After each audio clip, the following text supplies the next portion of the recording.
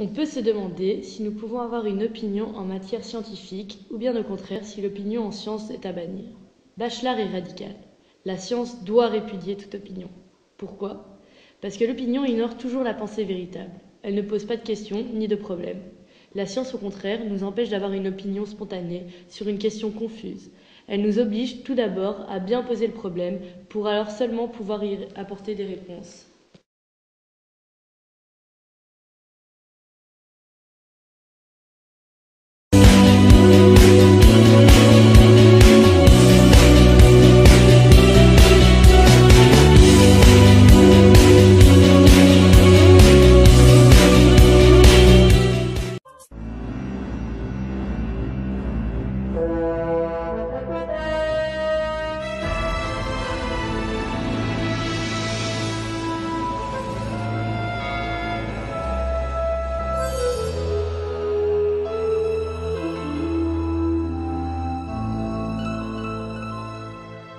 L'esprit humain peut-il modifier l'univers, contrôler l'environnement et même le temps? Les scientifiques ont repris la quête abandonnée par les spécialistes des sciences occultes. Ils s'efforcent de résoudre les mystères que les magiciens ont longtemps essayé de comprendre. 17 mars 1863, John Pelham mène sa compagnie sur le champ de bataille de Kellysford, en Virginie. Pelham était réputé pour son courage, mais cette bataille devait être sa dernière. Plus d'un siècle plus tard, à Chicago, dans l'Illinois, Margaret Barrett ressent une vive douleur dans la tête. Cette infirmière du Midwest pourrait-elle être liée d'une manière ou d'une autre avec un commandant de la guerre civile américaine? Margaret pense qu'elle était le commandant dans une vie antérieure. Lorsqu'un individu fait l'expérience d'une vie antérieure, sa certitude est inébranlable. Cette vérité s'impose d'elle-même. Tout le monde pourrait mettre en doute l'existence de cette vie passée, mais les personnes qui ont vécu cette expérience n'en démordront pas. Elles savent. Beaucoup ne partagent pas leur avis, mais des gens comme Isaac Newton, Galilée, Carl Jung ont accompli certaines des plus grandes avancées de la science, considérées en leur temps comme des découvertes mystiques. Comment pouvez-vous être sûr que certains des phénomènes que nous considérons aujourd'hui comme supernaturels et inimaginables ne seront pas considérés comme des faits scientifiques 100% avérés dans 50 ans? Depuis la Renaissance, les scientifiques ont largement repoussé les frontières reconnues. Avant l'ère de la technologie, les scientifiques se basaient sur la foi et l'intuition. Les premiers occultistes pensaient que l'univers était un champ de conscience auquel ils pourraient accéder pour déchiffrer le travail des dieux. Nous pensons que nous sommes distincts les uns des autres. En réalité, nous faisons simplement partie d'un seul et même univers. C'était l'une des principales conceptions des magiciens occultistes. Ils l'ont merveilleusement exprimé en affirmant « ici-bas comme là-haut ». Cela signifie, où que vous regardiez, que les schémas seront les mêmes, au niveau microscopique, à notre niveau et au niveau cosmique. Ces magiciens pensaient que l'univers et l'esprit étaient liés. Une connexion que les spécialistes de la physique quantique tentent toujours de démontrer. Les gens trouvent cela passionnant, les recoupements entre le mode de fonctionnement du cerveau et celui de l'univers. Mais d'autres pratiques New Age, telles que le channeling et l'exploration des vies antérieures, ne sont pas acceptées. Toutes ces expériences prétendument occultes naissent parfois dans le cerveau des suites de pathologies cérébrales. Elles vous poussent à vous interroger sur tous ces phénomènes et sur leur origine. En soi, constater que des personnes souffrant de crise du lobe temporal rencontrent Dieu ne remet pas en cause l'existence de Dieu, mais vous incite à vous demander en quoi consiste l'expérience religieuse, car le cerveau contient des structures neurales qui vous prédisposent à la croyance religieuse et au mysticisme. Le lien entre science et magie a toujours été fort. Et quand le mystique a été prouvé, il peut devenir une vérité scientifique. C'est une quête qui a façonné le monde et la perception que l'homme en a depuis l'époque de Newton. Isaac Newton est né au XVIIe siècle, à une époque où l'on pensait encore que la Terre était au centre du cosmos. Il est connu à la fois comme le père de la science moderne et comme le dernier des grands magiciens. Newton était un esprit hors du commun. Il pouvait se concentrer sur une question pendant des heures interminables, voire pendant des jours, en gardant à l'esprit tous les éléments du problème. Newton se représentait ses théories de façon très concrète et les étayait ensuite avec des expériences. Une pratique connue aujourd'hui sous le nom d'état modifié de conscience. Certains y parviennent en courant ou en faisant de l'exercice, d'autres en jeûnant, d'autres encore en buvant ou en se droguant, ou en pratiquant la prière ou la méditation, ou encore l'hypnotisme. Depuis des millénaires, l'homme applique une multitude de pratiques pour modifier son état de conscience. Je pense que la créativité nécessitait vraiment quelque chose comme l'acceptation de l'intuition, de l'inspiration comme point de départ d'idées qui s'avéreront profondes, importantes et même scientifiques. Si vous vous ouvrez au cosmos, vous vous imprégnerez de nouvelles connaissances. Newton essayait de se baser sur les théories d'un homme mort en 1642, l'année même de sa naissance. Galilée. Galilée cartographiait les étoiles et les planètes. À l'époque, l'astrologie était déjà une science vieille de plusieurs siècles. Les anciens cultes mystérieux, et disons les Égyptiens et les Pythagoriciens, avaient pour but d'entrer en relation avec les dieux, de les implorer de faire quelque chose, afin qu'ils le réalisent grâce à leur pouvoir. Galilée n'essayait pas de contacter les dieux, il essayait d'expliquer leur réalisation. Durant la Renaissance, les scientifiques suivaient les enseignements d'Aristote. Les travaux de ce philosophe grec du IIIe siècle avant Jésus-Christ formaient des théories acceptées par l'Église catholique. L'idée de mouvement était extrêmement différente de notre conception actuelle. Elle reposait sur l'idée que chaque type d'objet ou de substance avait sa place naturelle. La terre à la base, puis l'eau, l'air et le feu. Et au-dessus de tout cela, la quintessence composant les cieux. Les objets tendant à rester à leur emplacement naturel, il fallait exercer sur eux une pression continue pour les déplacer. Aristote pensait également que la Terre était au centre du système solaire et qu'un objet lourd tombait plus rapidement qu'un objet plus léger. Ces théories étaient acceptées par tous, jusqu'à Galilée. Galilée a confirmé que la Terre tournait autour du Soleil. Aristote estimait que la matière tombait car elle connaissait sa place dans le cosmos. Les mains de son créateur la poussaient à retourner à son emplacement d'origine. La conception de la gravité développée par Galilée était bien plus avancée, et il recourut à la science pour étayer ses théories. Aristote était un grand penseur. Il pensait que les objets lourds tombaient bien plus vite que les objets légers, et il ne lui aurait fallu que 5 minutes pour le vérifier. Il n'avait qu'à monter en haut d'un bâtiment, prendre une roche et un petit poids et les laisser tomber en même temps. Il ne l'a jamais fait, tout simplement parce que le concept d'expérimentation est étranger à l'esprit humain. Mais pas celui de Galilée. Il a réalisé l'expérience et a découvert que tous deux tombaient à la même vitesse. C'est pourquoi nous considérons Galilée comme un grand génie, car il affirmait que nous pouvions nous interroger sur la nature sans avoir d'idées préconçues, que nous pouvions aborder les choses en faisant preuve d'ouverture et s'interroger sur ce qui se passe quand on jette un gros caillou et un petit poids. Par cette simple expérience, il a découvert quelque chose de contraire à l'intuition, que tout le monde pouvait tester et vérifier. Galilée a complètement discrédité la vision sacrée du monde développée par Aristote et défendue par l'Église. Il a payé cher cette remise en question. Les cardinaux de l'Inquisition rejetèrent ces théories. Il continua à les publier, ce qui le fit condamner pour hérésie. Galilée fut placé en résidence surveillée en 1633 et vécut le reste de sa vie sous l'œil vigilant de l'Inquisition. Il fallut 350 ans à l'Église pour reconnaître qu'elle s'était trompée. Entre-temps, Newton avait confirmé les conclusions de Galilée. Isaac Newton était un personnage fascinant. Il est né le jour de Noël. Orphelin de père, il a été élevé dans un environnement plutôt austère. Il fréquenta l'université, il ne la quitta pour ainsi dire jamais, et passa le reste de sa vie à étudier. Depuis sa jeunesse, il étudia tout ce que l'univers offrait à étudier. La Renaissance était alimentée par la redécouverte de textes grecs et occultes primitifs oubliés depuis longtemps. Les scientifiques comme Newton étaient excités à l'idée de découvrir de nouvelles idées dans le domaine de la science, de la religion et de la magie. Newton n'était pas qu'un scientifique, il était aussi un alchimiste déclaré.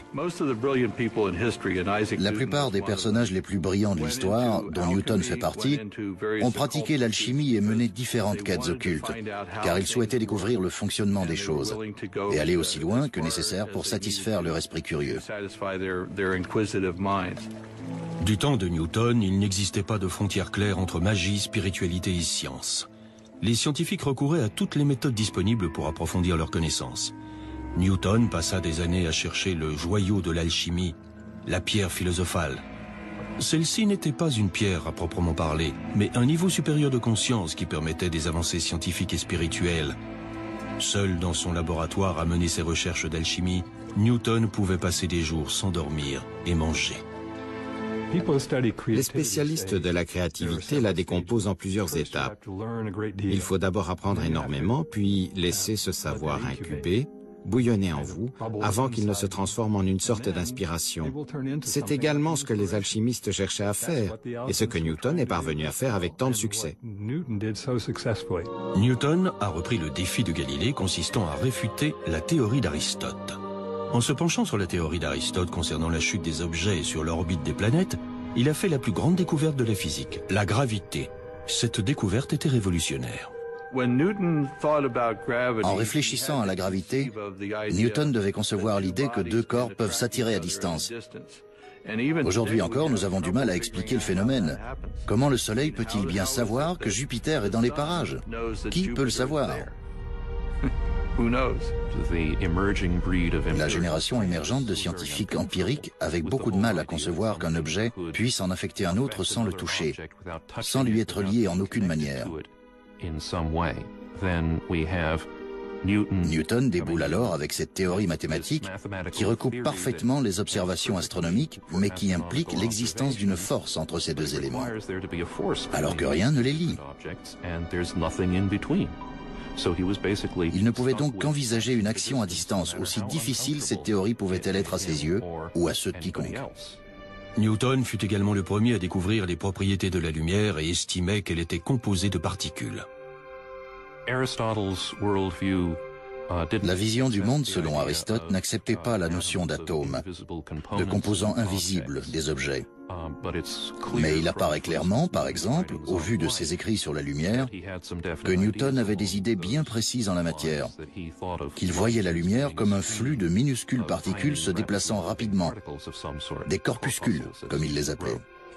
En 1687, Newton publia son œuvre maîtresse, Principia, qui fit sensation dans le monde entier. Il y définissait les trois lois du mouvement, la loi de l'inertie, la relation entre force et mouvement, et enfin, le fait que pour chaque action, il existe une réaction égale et opposée. Newton venait d'expliquer l'univers, mais des difficultés émotionnelles allaient affecter son travail. La fin du XVIIe siècle apportait son lot d'avancées scientifiques importantes. Sir Isaac Newton avait éminemment contribué à cette révolution, mais en 1675, il fit une dépression nerveuse. Plusieurs éléments se sont abattus sur lui en même temps. Il fit une dépression. Il s'enferma dans son appartement sans que l'on puisse l'en faire sortir. Ses amis durent littéralement le traîner dehors. La légende veut qu'il ait pratiqué l'alchimie en plus de la chimie et que les fumées aient pu le rendre un peu fou ou psychotique. Il y a différentes manières d'analyser cet épisode. Il pourrait simplement avoir fait une dépression nerveuse. Newton ne réalisa aucune autre percée scientifique, mais son travail allait subsister. Dans les années 1660, un fantôme du passé vint hanter la ville de Londres, la peste noire qui tua 70 000 personnes. Puis vint le grand incendie. Puis au milieu de cette agitation survint une première scientifique. En 1660, un groupe de scientifiques britanniques de premier plan fonda la Royal Society, la première organisation de l'histoire consacrée au progrès de la science. La Royal Society commença comme une sorte de club d'intellectuels, se réunissant pour débattre de tous les sujets possibles et imaginables. C'était sans doute un peu risqué car, épisodiquement, l'Angleterre faisait face à des vagues de répression religieuse. La menace de l'Église ne les arrêta pas. Newton lui-même dirigea la Royal Society pendant 24 ans. On dit qu'il ne prononça qu'une seule phrase durant toutes ces réunions. Il demanda qu'on lui ouvre la fenêtre. Mais sa recherche quasi mystique allait inciter une autre génération à examiner l'univers de l'intérieur. Le cerveau humain. À sa surface, une mécanique bien rodée de neurones et de nerfs, parfaitement synchronisée, pour permettre le mouvement, l'apprentissage et même la défense. Mais le cerveau ne se limite pas aux impulsions électriques. Cet organe remarquable contient les pensées des gens, mais aussi leur passé. D'aucuns diraient qu'il abrite l'âme. La découverte par Newton de la gravité modifia la manière dont la science appréhendait l'univers. Mais un autre membre de la Royal Society, Thomas Willis, allait renverser les préceptes d'Aristote dans un autre domaine, la médecine. Willis entama la première exploration scientifique du cerveau et de son logiciel insaisissable, l'esprit. Thomas Willis était un médecin anglais.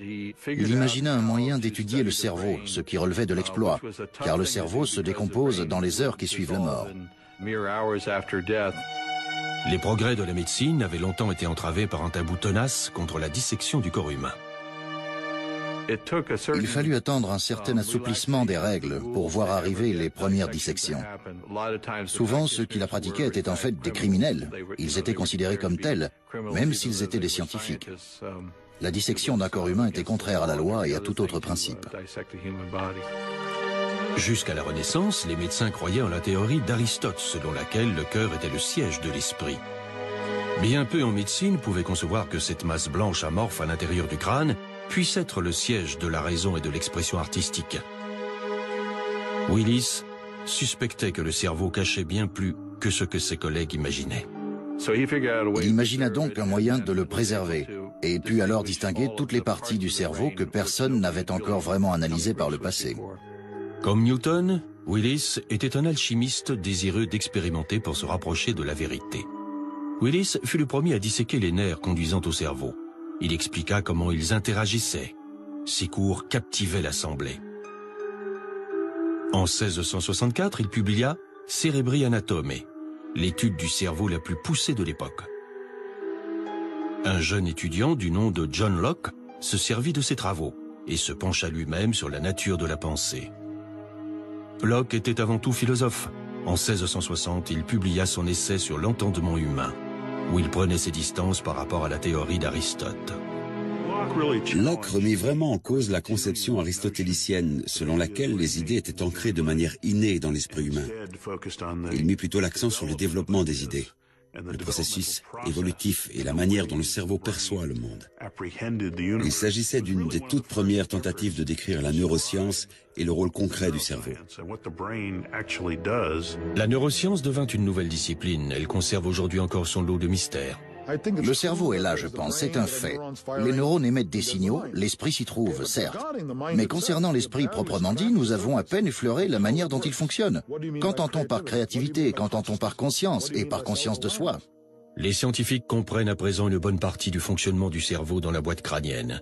Mais ils essaient toujours de découvrir comment l'esprit peut modifier le monde au-delà de son enveloppe. À Paris, l'astrologue médical Franz Anton Mesmer découvrit l'hypnose presque par accident. Il menait à l'époque des expériences sur les aimants en vue de guérir certaines maladies. Franz Mesmer faisait asseoir ses patients dans une baignoire. Il utilisait des aimants en association avec ces baignoires, ce qu'il appelait généralement le magnétisme animal. C'est intéressant, car les aimants sont à nouveau utilisés aujourd'hui et que les médecins utilisent l'électromagnétisme comme moyen de guérison.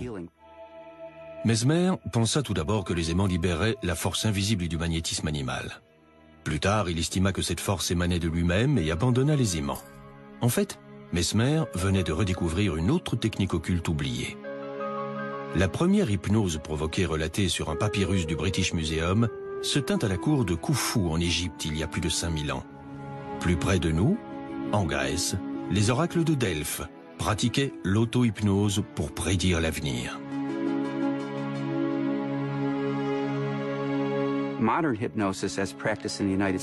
L'hypnose moderne telle que pratiquée aux États-Unis voit le jour avec Franz Mesmer. Mais si on remonte plus loin, chaque culture connaît un moyen d'entrer en transe, que ce soit par la musique, la danse ou la méditation assise. Le traitement de Mesmer devint populaire dans les années 1770 et sa renommée crut rapidement, tandis que des légions de patients se déclaraient guéris grâce au mesmérisme. Mesmer parvenait à faire entrer les gens en transe et à leur suggérer des pensées positives, comme guérir ou se sentir mieux. Cela le rendit célèbre à tel point qu'un comité scientifique, dont un des membres n'était autre que Benjamin Franklin, dut s'efforcer de définir si les effets de cette méthode étaient réels ou pas. Ils conclurent que le mesmérisme fonctionnait, mais que, selon eux, c'était là le fruit de l'imagination plutôt que d'un quelconque principe opératoire. Mesmer était considéré par beaucoup comme un charlatan. Mais en 1843, le chirurgien londonien John Elliotson commença à recourir à ce qu'il appelait le coma mesmérisant pour réaliser de lourdes opérations chirurgicales sans douleur. L'anesthésie n'existait pas encore et la technique d'Elliotson lui permit de réaliser avec succès plus de 300 opérations. L'influence de Mesmer ne dura qu'un temps. Avec la découverte de l'éther, l'hypnose fut à nouveau délaissée par la médecine traditionnelle. Ainsi, au lieu de développer la théorie que nos croyances pouvaient nous aider à guérir et à récupérer, les médecins se contentèrent de jeter aux oubliettes les travaux de Mesmer. Mais Mesmer avait jeté les bases de l'hypnose moderne, une pratique aujourd'hui reconnue comme une forme de traitement par le monde médical. L'hypnose se fonde sur la suggestion, l'imagination.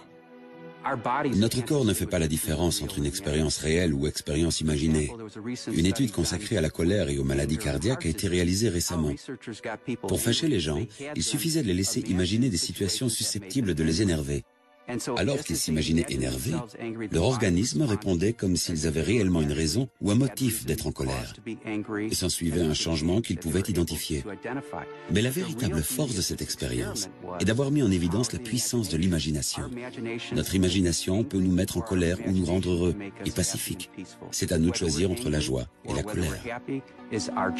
Un pan entier de la médecine alternative, utilisant les techniques d'imagination pour favoriser la guérison, a ainsi vu le jour. Plus de 22 études ont été réalisées sur la visualisation et le traitement du cancer. 18 d'entre elles indiquent de manière concluante que la visualisation aide à lutter contre le cancer. Rien de surprenant à cela en fin de compte. Le cerveau régule nos fonctions corporelles. Donc, si vous pouvez influencer le cerveau, que ce soit par la méditation ou le développement de certaines fréquences d'ondes cérébrales, par la présentation d'images et d'idées, vous pourrez naturellement agir concrètement sur la maladie ou sur l'efficacité du médicament. Les scientifiques ont largement étudié le phénomène, mais restent indécis quant à son origine et à son fonctionnement. Deux critères sont pris en compte lorsqu'on rencontre un nouveau phénomène. Le premier est, correspond-il à ce que nous savons globalement de la science et de l'esprit? Et le second est-il réitérable? L'hypnose est rejetée sur la base du premier critère, qui n'est pas un motif valable d'exclusion. À savoir, comment s'intègre-t-elle à nos connaissances du cerveau et de l'esprit? Comment peut-on entrer dans l'esprit de quelqu'un et lui commander d'agiter les mains ou de faire des choses complètement loufoques? Ça n'a aucun sens, rejetons ce concept.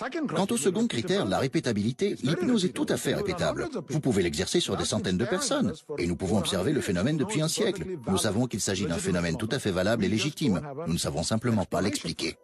Avant Mesmer, les médecins s'étaient efforcés pendant des siècles de comprendre les problèmes qu'ils observaient chez leurs patients et qu'ils ne pouvaient expliquer avec leur connaissance scientifique de la médecine.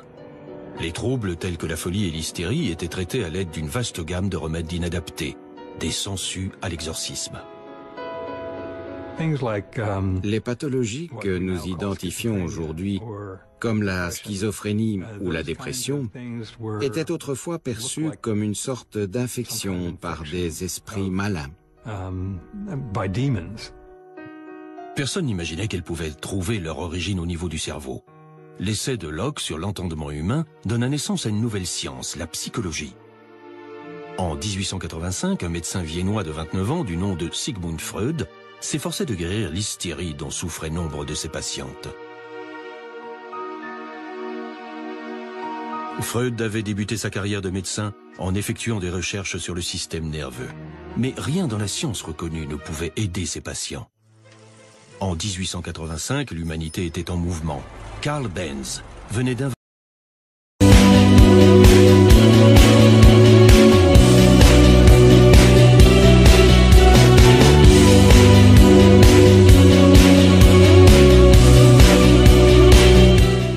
le premier véhicule à essence. Mais le docteur Freud se heurtait à un mur en essayant de résoudre les problèmes émotionnels de ses patients. Il expérimenta donc l'hypnose. Il allongea ses patients et découvrit qu'ils se rappelaient des traumatismes passés. Les physiciens venaient d'élaborer une nouvelle théorie de l'énergie selon laquelle celle-ci ne pouvait pas être détruite, mais uniquement transformée. Freud s'inspira de leurs travaux. Il était brillant. Il avait des opinions bien arrêtées et apprenait facilement. Il examina la théorie et découvrit la connaissance systématisée qui s'imposait dans ce que l'on appelait les sciences naturelles et qui devint plus tard la physique. Il transposa ça. On peut se demander si nous pouvons avoir une opinion en matière scientifique ou bien au contraire si l'opinion en science est à bannir. Bachelard est radical. La science doit répudier toute opinion. Pourquoi? Parce que l'opinion ignore toujours la pensée véritable. Elle ne pose pas de questions ni de problèmes. La science, au contraire, nous empêche d'avoir une opinion spontanée sur une question confuse. Elle nous oblige tout d'abord à bien poser le problème pour alors seulement pouvoir y apporter des réponses.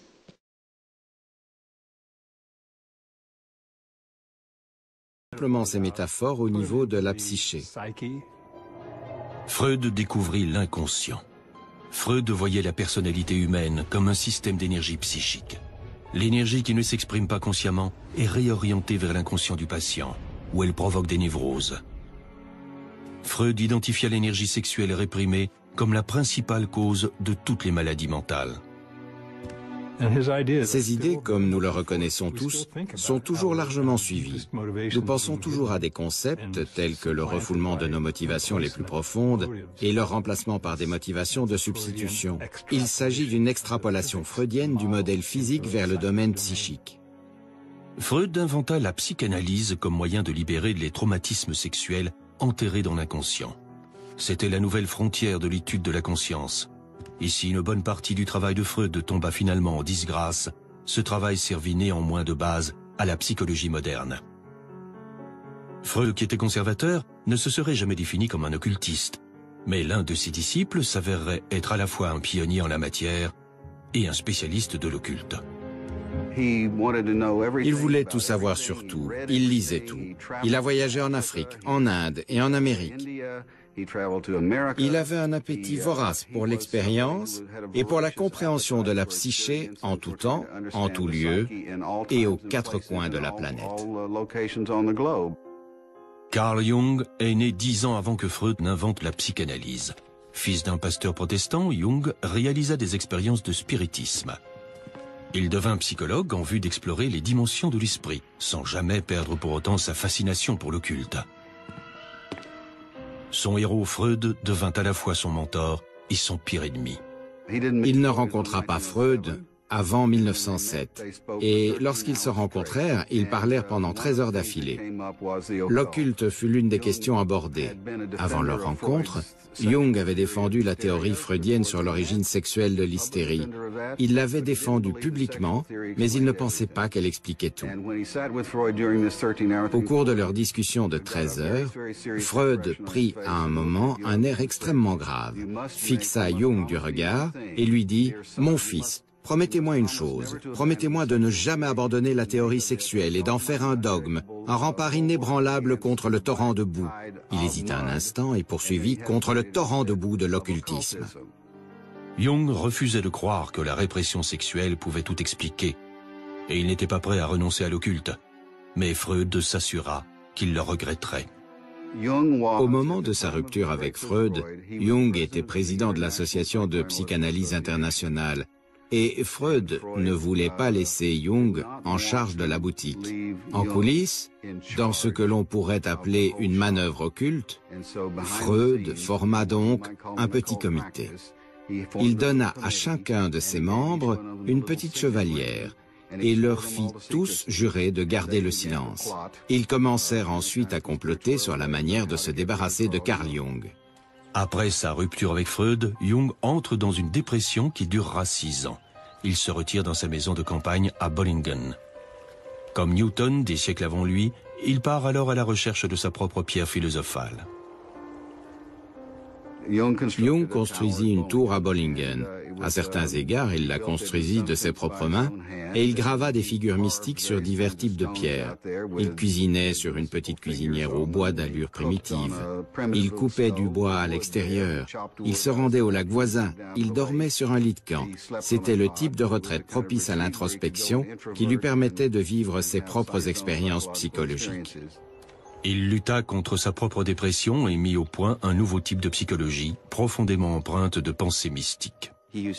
Carl Jung utilisait des cartes de tarot ainsi que l'astrologie, mais surtout, dans un cas comme dans l'autre, il croyait en l'intuition.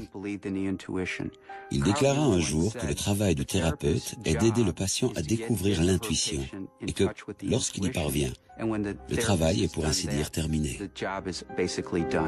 Durant sa retraite, Jung conclut que l'astrologie, l'alchimie, la mythologie et le yin-jing étaient les voies par lesquelles les premiers magiciens comprenaient la conscience humaine. Mais sa plus grande avancée est qu'il perçut la psyché comme un champ énergétique dépassant largement le cadre d'une seule personnalité. Il appelait ça l'inconscient collectif. L'inconscient collectif englobe tous les éléments qui ne nous sont pas personnels, qui transcendent le personnel. Il forme les contenus transpersonnels et impersonnels de l'inconscient que Jung appelait les archétypes. Ils forment les composants typiquement humains qui n'ont pas nécessairement de lien avec nous personnellement. Ils n'ont rien à voir avec notre expérience personnelle, ni avec notre père ou notre mère. Ils sont liés à l'idée même de père et de mère. Tant Jung que Freud recouraient à l'état modifié de conscience utilisé par les magiciens pour parvenir à leur plus grande révélation. Freud pratiquait la méthode de libre association, tandis que Jung utilisait la méthode d'imagination active, par laquelle vous induisez volontairement une fantaisie et vous parlez à des aspects de vous-même qui sont personnifiés sous une forme d'image.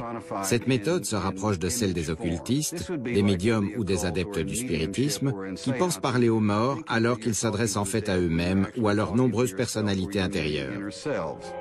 Là où Freud avait réduit la personnalité à une accumulation de névroses alimentées uniquement par la répression sexuelle, Jung plaçait l'individu à un niveau supérieur. Il l'intégrait à une humanité au sens large, ayant un sens et une continuité.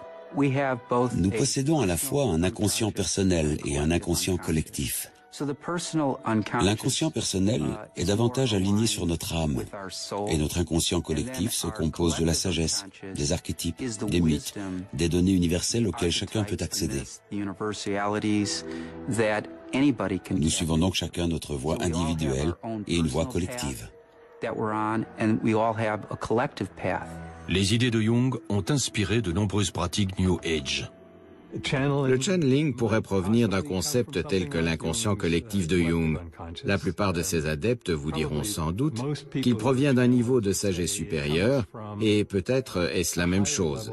Il s'agit certainement d'un type de concept proche de l'inconscient collectif, mais sa représentation typique est qu'un être, un esprit défunt, ou peut-être un groupe d'entre eux, existe actuellement dans une autre dimension, mais a choisi de nous venir en aide en diffusant une partie de sa sagesse au travers de nos amis ou de nos voisins. Dans les travaux de Jung, les rêves pouvaient produire des visions intéressantes. Certains psychologues ont poussé ce concept un pas plus loin et ont développé une technique appelée rêve lucide. Les rêves lucides forment une catégorie spécifique dans laquelle non seulement vous rêvez, mais vous avez conscience que vous rêvez, et vous pouvez même peut-être influer directement sur le cours du rêve. Mais l'influence de Jung ne s'est pas limitée à la psychologie. Ses travaux ont inspiré un physicien qui allait s'efforcer d'établir un lien entre l'occulte et la science. Pendant des siècles, l'étude de l'univers et celle de l'esprit ont formé des disciplines distinctes.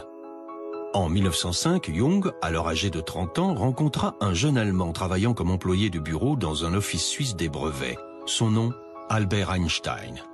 Au fond de lui, Einstein était à certains égards un mystique.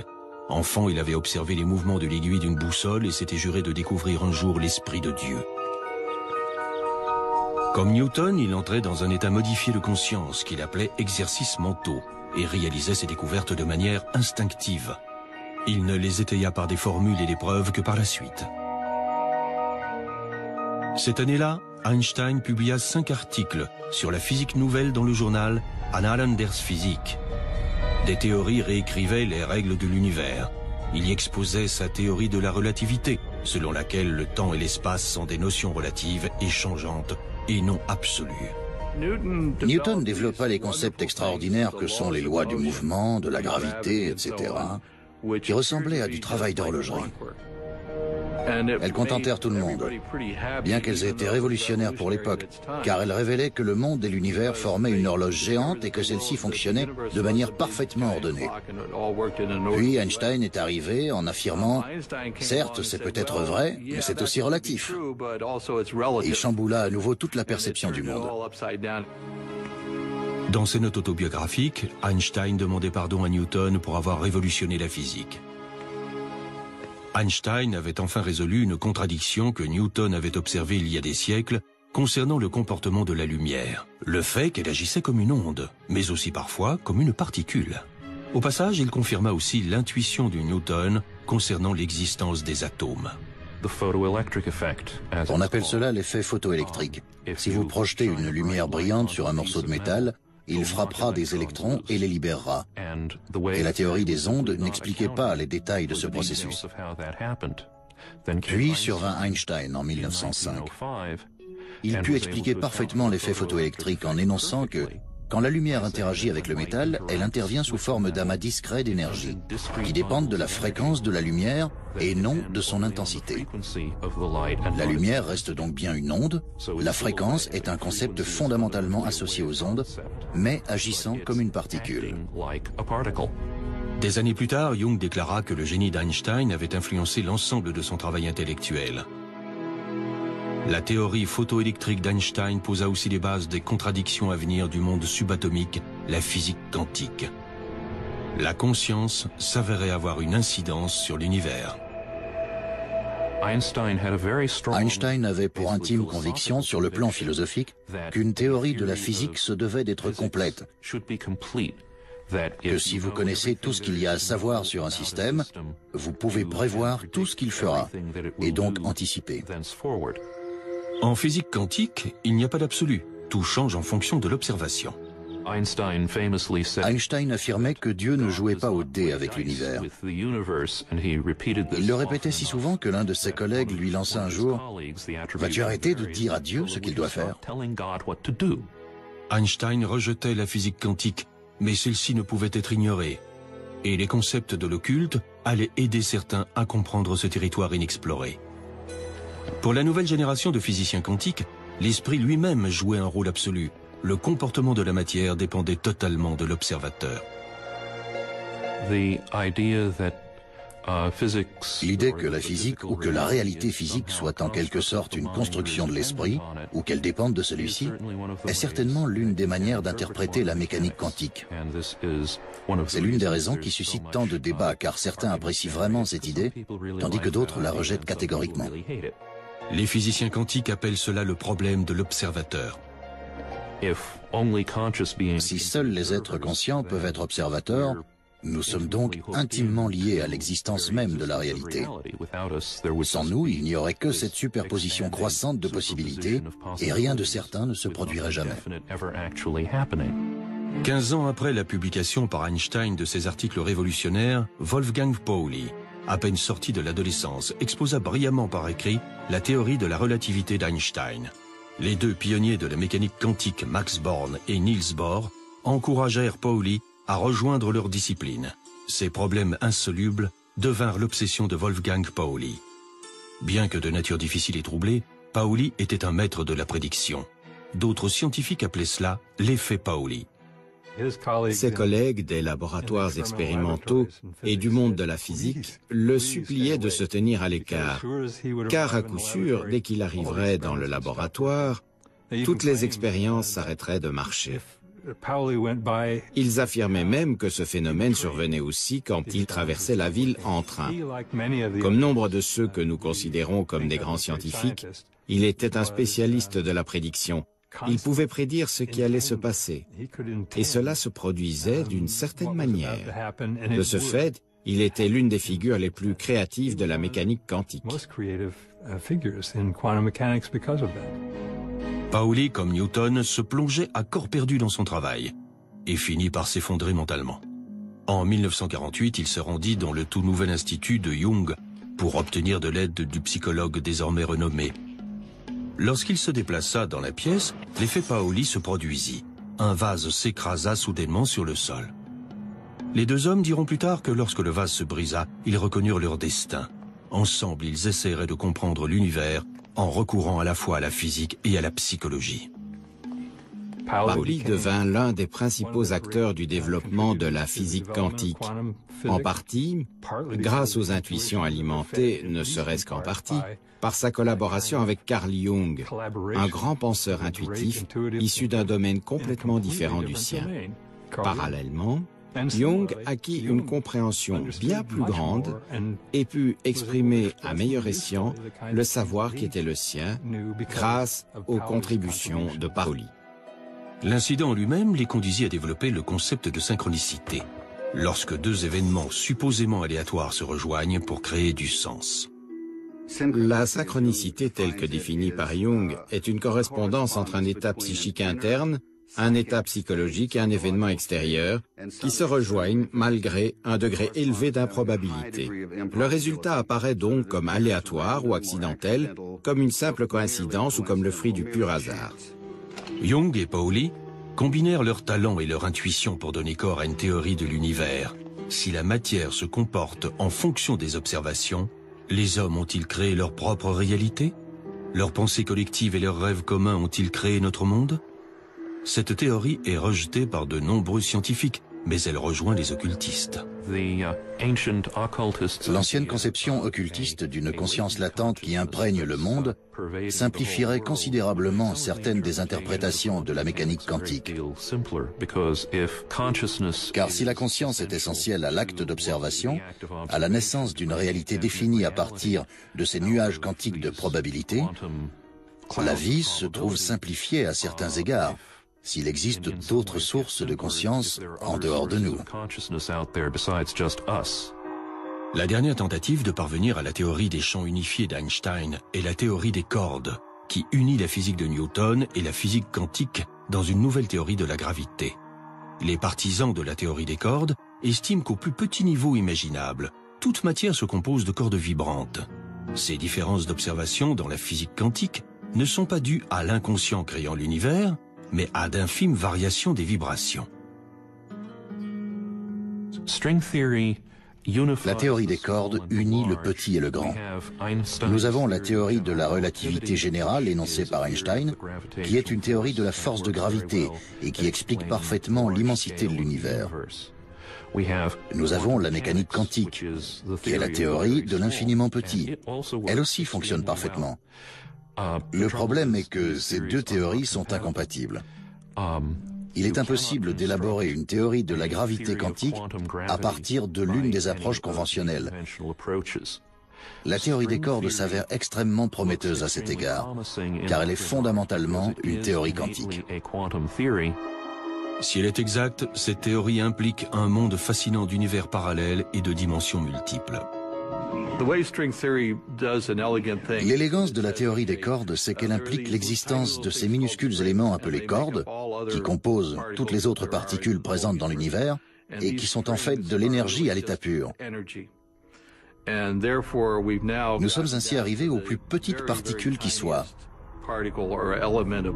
Et puisqu'elles se composent exclusivement d'énergie, nous pouvons nous considérer comme de l'énergie pure, ce qui satisferait de nombreuses personnes. Cette théorie est acceptable sur le plan religieux, sur le plan chimique et sur le plan physique. Mais elle pourrait ne jamais être prouvée. De tout temps, les scientifiques ont modifié notre monde, au travers de méthodes qui semblaient au départ relever de la magie. En 1895, Konrad Röntgen testait des rayons cathodiques lorsqu'il observa une lueur verte sur un écran peint de son établi. Mais le tube abritant les rayons cathodiques était recouvert de papier noir, ce qui signifiait que ces rayons invisibles pouvaient traverser un solide. Poussant plus loin ses investigations, il découvrit que les rayons pouvaient traverser la peau, révélant les os de la main de sa femme. Imaginez la réaction des gens face à ce phénomène. Imaginez que quelqu'un vous dise « Voici une table et un tiroir. À l'intérieur de celui-ci, il y a une sorte de film. Je vais à présent passer ces rayons mystérieux sur votre main et nous verrons vos os. » Les gens crieraient au surnaturel, à l'occultisme. En réalité, personne ne le crut. Röntgen décida donc de ne pas publier sa découverte dans une revue scientifique du fait qu'elle semblait presque occulte, et de plutôt la publier dans un journal, ce qu'il fit. La main droite de sa femme, dont on pouvait voir les os, apparut dans le journal. En une nuit, elle écrivit l'histoire. Les travaux de Röntgen auraient pu facilement être rejetés. Plongez-vous dans cette époque. On y parlait de physique et de déplacement de balles, de lumière, etc. Puis quelqu'un publie un article décrivant ces rayons qui vous traversent la main, qui est opaque, et qui font ressortir le squelette, les os de votre main. Vous auriez affirmé, c'est du n'importe quoi, c'est de l'occultisme. Mais il s'est avéré que l'expérience n'avait rien d'occulte. Il s'agissait d'un phénomène réel. La différence, c'est que cette expérience a été immédiatement répétée par des milliers de laboratoires à travers le monde.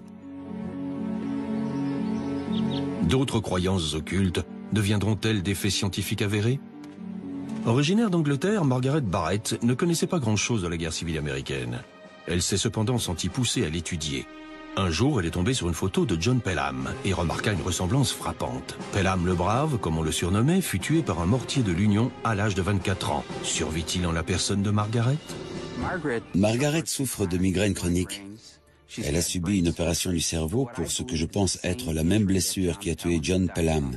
John Pelham a trouvé la mort lorsqu'un obus a explosé à l'arrière de son crâne et a comprimé sa boîte crânienne. Margaret a connu le même problème, d'où son opération chirurgicale du cerveau. Que pensez donc de la croyance de Margaret en un lien apparent entre la mort de Pelham et son état de santé? Lorsque je pratique une régression dans une vie intérieure, je commence par essayer de jeter un pont. Ce pont est une forme de connexion entre la vie actuelle et une vie antérieure. Il peut s'agir d'une peur, d'une phobie, d'un emploi, d'une relation, peu importe. Parfois, certains rêves se sont même transformés en pont vers une vie antérieure. Lorsque j'entreprends de retracer une histoire complète, je commence par hypnotiser le patient. L'objectif est d'aider les gens à tirer des enseignements de leur vie antérieure, afin qu'ils ne reproduisent pas les mêmes erreurs dans leur vie actuelle. Gardons-nous des traces de ceux qui ont vécu avant nous? Nous avons cette action et cette intelligence à distance. Nous devons nous y connecter. Nous devons être conscients de cette possibilité. La découverte de nos vies antérieures sera-t-elle un jour aussi courante que les rayons X? La plupart des scientifiques rejettent cette idée. Dans le cas de Röntgen, l'expérience était concrète, chacun pouvait la répéter. Elle fut donc acceptée. Pour ce qui est de la petite pierre et de la grosse pierre de Galilée, un enfant pourrait la répéter. Mais ce n'est pas toujours le cas. Prenons la vitesse de la lumière, par exemple. Einstein affirmait qu'elle est infinie. Il a fallu mener des expériences quantitatives extrêmement précises pour prouver que c'était correct. Peut-être certains de ces phénomènes sont-ils si élusifs et si insignifiants qu'il faudra des lustres pour les réfuter. Mais cela ressemble pour moi davantage à une échappatoire. Ils n'ont tout simplement pas une once de vérité. Si on ne peut pas tester une proposition, elle ne fait même pas partie de notre connaissance. Elle s'apparente à du charabia. Certains expliquent les vies antérieures comme un simple phénomène d'association.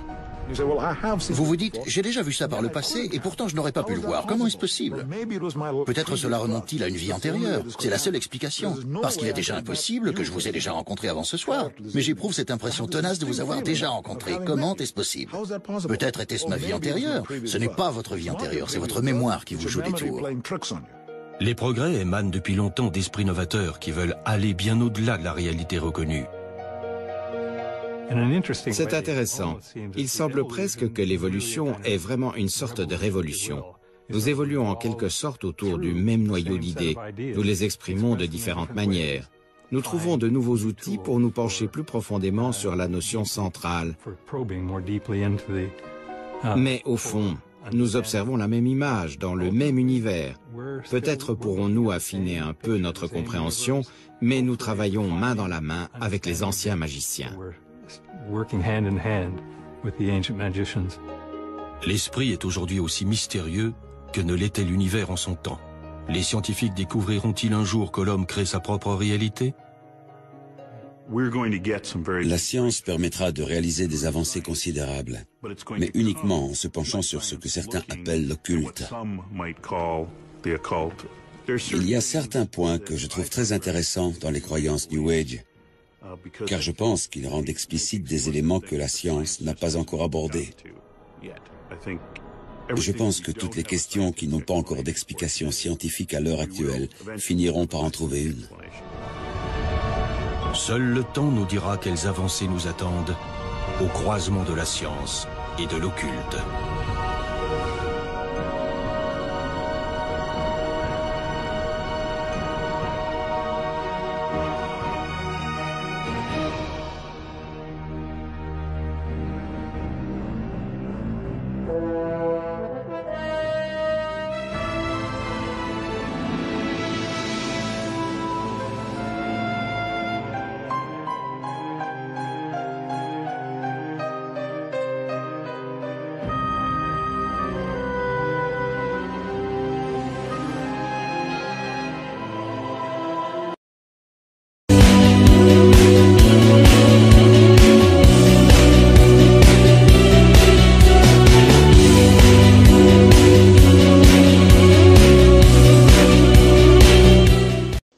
On peut se demander si nous pouvons avoir une opinion en matière scientifique ou bien au contraire si l'opinion en science est à bannir.